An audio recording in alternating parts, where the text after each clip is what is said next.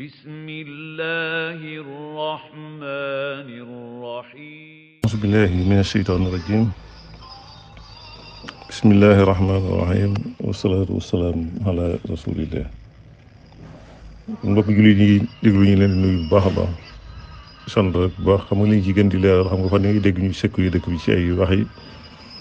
ay suuf ñuy tudd ay kilifa diine yoo xam ne dañ leen tudd Cheikh Ahmadul Khadim rahimahullah wa adxalahu llah fasiixa jannati wa huwa min fuqahaa samaanihi ñoom kon loolu lu am la te loolu lépp ñu xam ne nit ku ne am na droit def ci bàyyi nag ki fi nekkatul te dam doon wax di ko bind ak ñoom jëflewante lépp leer la mëne sul wax ne di wax ci turam lu mel noonu comme ni ñu ko defee léegi nag nga xam ne ay mart lañ koy def koy intérêt wut ñu bokk ci ñoom ñu seddale ci ñu bokk ñu génne la xam ne nag état ni muy doxee bu ñu wax laïcité dafa am lu ko séparé ak islam bu dee ci jamono yonent bi alayhi salaatu wasalaam bi nga xam ne minbar bi moo nekkoon imam boo déggee ñu wax kalimatul imam moo am mooy firi signifié président de la république imam boobu moo yore lépp ci minbar yonent bi Mustafa alayhi salaatu wasalaam noonu la ko doon defee ba ci Aboubacar ba ci Omar ibn Khattab ba ci Seydina Omar loolu daa mujj jamee ba ci fin bi nag ci la mujj ñu seddale ko waaye wax ndatul imaama jullit ñi yëpp nekk ci benn kilifa yirif ko noonu la daan demee moom tur imam bu ñu koy wax na président de la république mais diggante ñuy wax laïcité bi ñu fi jaay ñëw andee ko li ko séparé ak diine mooy laïcité moom état bi amul diine ji mi ngi yem ci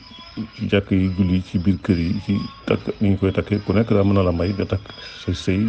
tas say sëy ci ni nga ko bëgg julli ci say jàkka def na waaye kenn ku ne état bi nekk loolu moom noonu la ñu indi boobu loolu nag dafa wute lool ak li nga xamee ne bi fi yonent bi alayhi salaatu wasalaam nekkee loolu amut kon bu dee nitu diine bi tam nga xam ne moom day wax ne moom islam la fi nekkal alxuraan la fi nekkal lay sàmm bu bëgg nit ñi di leen fàttali seen diine di leen wax ñu tënku ci waxtu wu nekk kon bu boobaa moom su fekkee wëlbatiku na bàyyi loole mu nekkoon ànd ak ñoom ci loolu la tax mu def ko dafa am lu tax mu bàyyi alxuraan xam na li alxuraan wax na parce que jàng na ko buñ ko ci école ci alxuraan leen ay jàngal xam nga ci xadis yi lay wax booy wax yaa ngi koy wax doonte déggoo ko li nga wax ay xadis yu mel noonu xëy na boo xawut lépp it doonte yaa ngi koy wax noonu mais am nga kon du ma ci xam boo ko bëggoon a xam ko kooku ginnaaw moom lépp la mën a ba foofu wëlbatiku ànd ak ñoom loola ci nekk si ñoom la ciy am kon bu ko defee loolu moom moo ko jar waaye loolu bokkul ak li nga xamee ne cheikh bi moom dafa ko bëggoon lool moo tax bu ñu leen indilee tuuti ci ay histoire ci bu ñu xoolee ci Mbàkke le 3 ci mois de juillet 1903 Cheikh Ahmadou Khadim rahimahullah dafa bindoon benn lettre tubaab bi moo ko ci wax naan que de la part de Ahmadou Bamba à monsieur le gouverneur général moo ko jëm Ahmadou Bamba moo bind monsieur le gouverneur général lettre bi moo fi nekkoon mu ne je te fais savoir que je n'écris jamais quelque chose ni le parle sans qu'il soit venu du fond de mon cœur mais du ma bind dara wala ma di ko wax lu sama xol la jóge te loolu tam muy maanaam ngay jullit ab jullit di wax dara wala mu di ko génne ci gémmiñam di ko wax lu ma koy te du nekkul loo xam ne ci xolam lay nekk mu ne c'était prier de ne pas écouter les gens qui le but d'avoir des billets vont me calomnier auprès de toi nit ñi nga xam ne dañu daan dem ci moom xam ngeen bi mu jógee ci 1902 la ñëwaat ci réew mi ci la nit ñi tàmbale woon nag noonu demaat ci moom di ko expliquer di ko wax naan ko day def lii day def laa waaw moo taxoon mu ne ñoo ngi ñëw ci yow nga xam ne àdduna doo nga leen bëgg su bëgg ma jaxase yow bu leen déglu loolu la ko wax mu ne mon refus de me rendre en Selbe n'était motivé par aucune cause qui ne peut m'attirer à ton mécontentement maanaam ñàkk gi ma ñàkk a dem ndax jubluwuma ci leen loo xam ne day tax lu leen naqare wala jàq wala yeneen taxu ca jóg xam nga wañ ko woon ndar demut mun sa te prier de changer ton opinion sur moi maa ngi lay ñaan nga soppi sa gis-gis ci moom ndax boobu it ñu doon wax moom jaamu yàlla gee ko ñor ci loolu mu nekkoon it ci la nekk waaye wax ñu doon dem ci moom mu ne ko daal bëggoon naa sax gis-gis boobu nga am ci man ñaaw njortu kooku mu soppi ko mu ne nga am idée bu rafet ci man sur moi et sachez que je suis un homme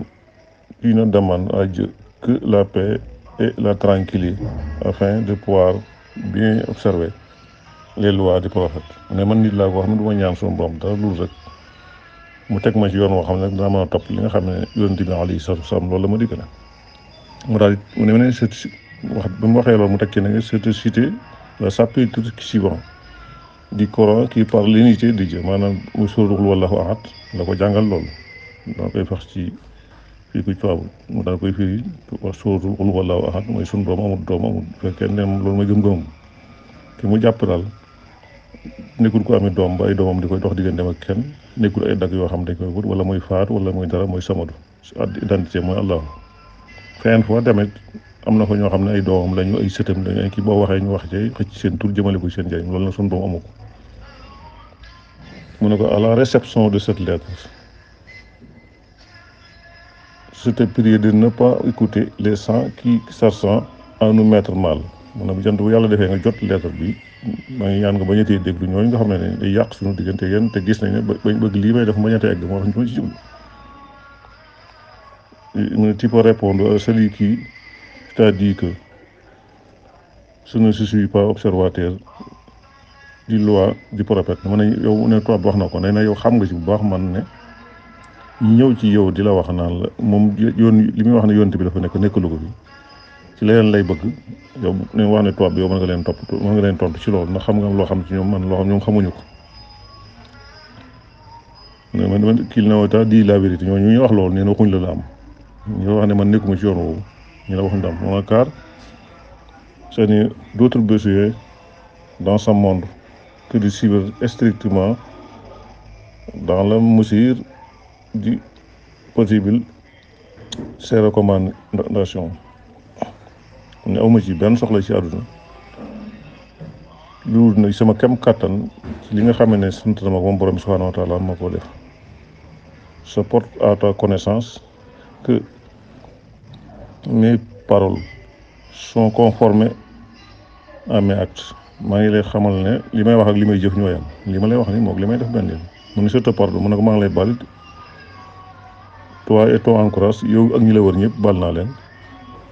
je te prie de après cette lettre de ne plus écouter les calomniateurs et les égoïstes maanaam maa ngi ñaan boo jotee lettre bi bu déglooti kan ci ñooñu nga xam ne nii dañuy topp di jaxase nit ñi ak di yàq ak di wax loo xam ne seen njëriñ dama leen ci jub ndax boobu woon ni ko yàlla defaloon su ñu ñëwaatee 1903 jóge ci géej gi dañu yaakaar day daan waaye boobu mbir ñu gën a yokk ci lañ tàmbali woon di dem ci lañ ko yóbbu woon ni 1903 bii ci la jógewaate woon dem gànnaar te loolu lépp gis nga ni boo xoolee ci wax ji te li may wax ni archive boo demee ci archive Sénégal ci dossier Cheikh Ahmadou Bamba ci 1903 da nga ko fi passe numéro 5 wax ji may wax foofu la nekk daal kon yu mel noonu dañu ko ci faral di indi bu ko defee tam ñu ciy leeral ñenn ñi koy déglu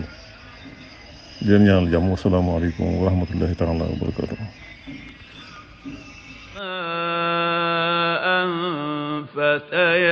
فتيمموا صعيدا